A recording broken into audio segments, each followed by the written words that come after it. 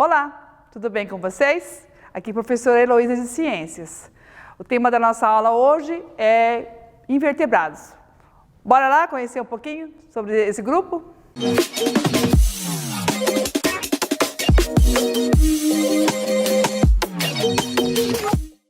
Vamos então conhecer um pouquinho das principais características dos reinos animais. O estudo de hoje é sobre o grupo dos invertebrados. Olha aqui a imagem de alguns animais, né? Você reconhece alguns, consegue diferenciar algum desses animais? Vertebrados ou invertebrados? O reino animal ele está dividido em dois grandes grupos, invertebrados e vertebrados. O que seria então invertebrados?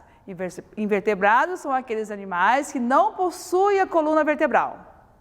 Já os vertebrados possuem a sua coluna vertebral.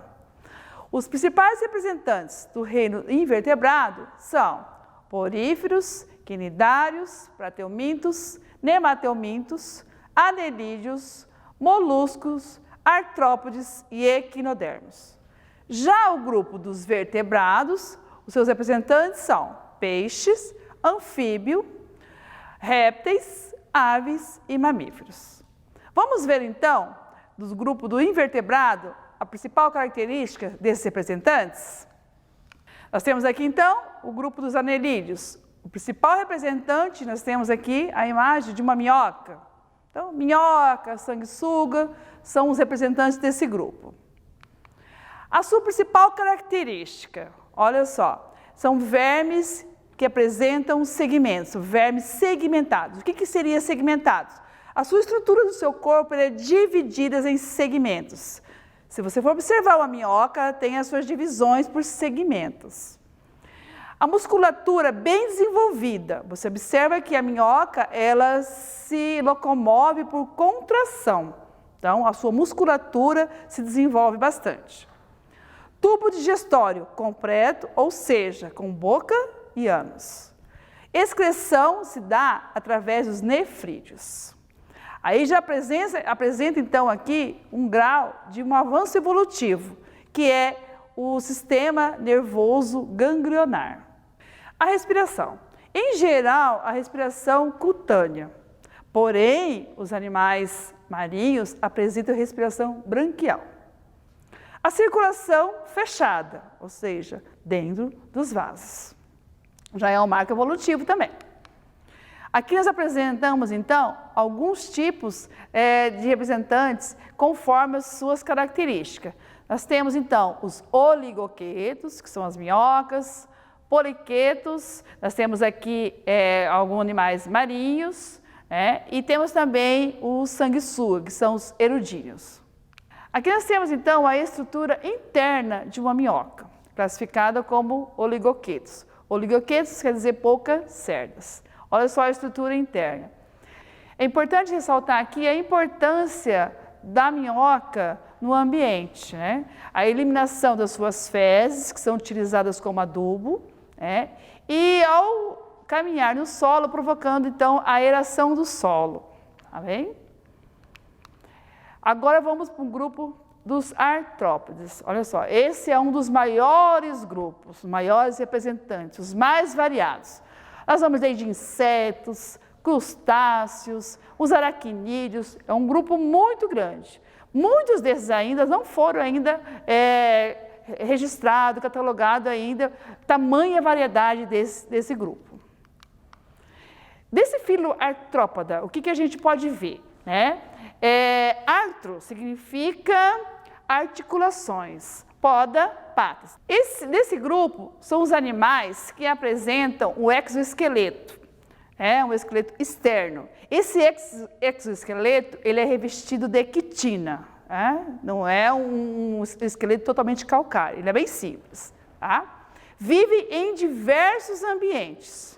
Sistema digestório completo, ou seja, boca e ânus. Sistema nervoso também ganglionar.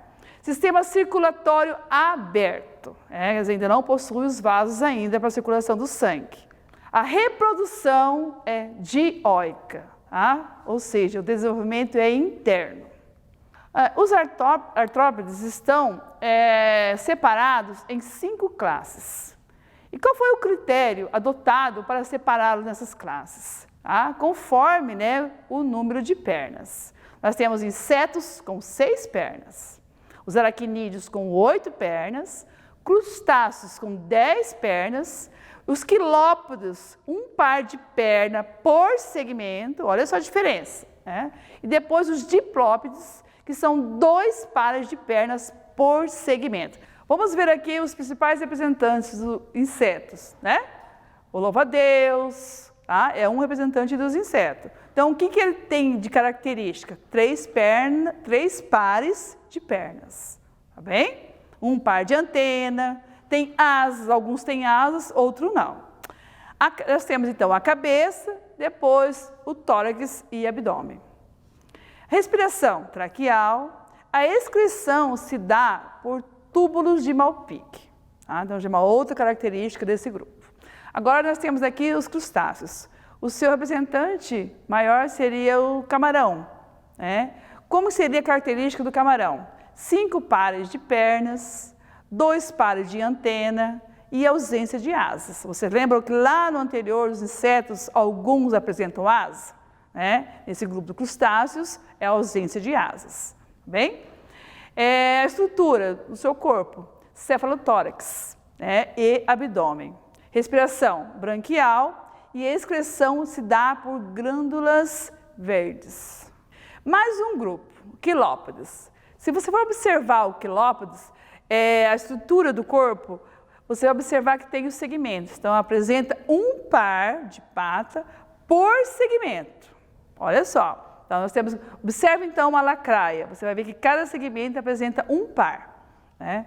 Outro grupo, diplópode, apresenta 2 pares de pata por segmento. O contrário, então, né, do quilópode, que apresenta 1 par. Já no diplópodes, 2 pares por segmento. Tá bem? Observe o piolho de cobra. Agora vamos ver um outro grupo, molusco, corpo mole. Quem são então os representantes desse grupo? Nós temos polvo, lula, mexilhões, caramujo, ostra, bem variável, é um grupo bem diversificado. O filo molusca, o nome já diz, apresenta o corpo mole, geralmente. Como o corpo é mole, ele precisa de uma proteção. A sua proteção seria uma concha, né, calcária. Tá bem? Quem já não foi na praia e observou, né, que você tem aquelas conchas abertas, quebradas na areia. Né? Isso aí é uma estrutura de revestimento de um molusco. Vive em ambientes aquáticos, né, marinho ou de água doce. E também alguns terrestres. Quem já não viu um caramujo no jardim de casa? Né? Em dias muito chuvosos, ambiente úmido, apresenta esses animais. Celomas, olha só, já apresenta então uma evolução, um marco evolutivo nesse grupo. O que seria celoma? Então ele é um animal celomado. Celomas são cavidades internas. Tá? Isso a gente observa bem essa estrutura quando estudamos embriologia, tá? Que é um tema de uma outra aula. Né?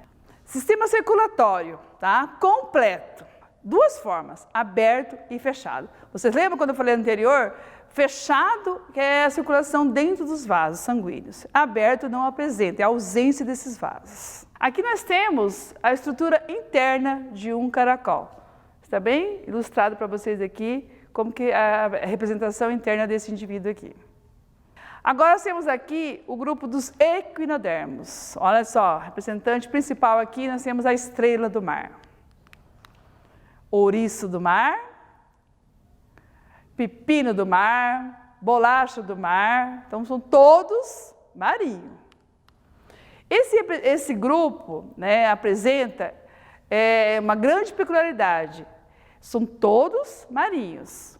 Né? O nome já diz, né, equinodermos, do grego, tá? Equinos quer dizer espinho e derma quer dizer pele. Então, são animais, né, que o seu corpo, ao redor do seu corpo, tem umas espículas, que são denominadas de espinhos.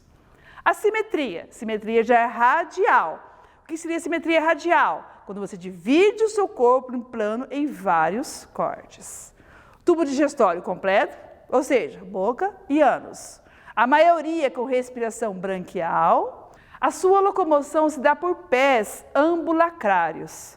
Esse caminho, se você observar uma estrela na areia, ela caminha com contrações, tá? E lateralmente. A circulação é aberta, olha só, diferente do grupo anterior, né? E a reprodução é sexuada, tá?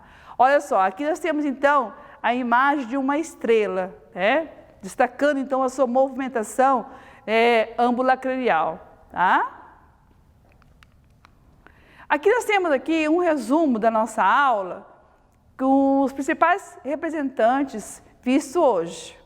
Os anelídeos, um grupo de verme, né? Os moluscos, polvo, caramujo, né? Apresenta o corpo mole.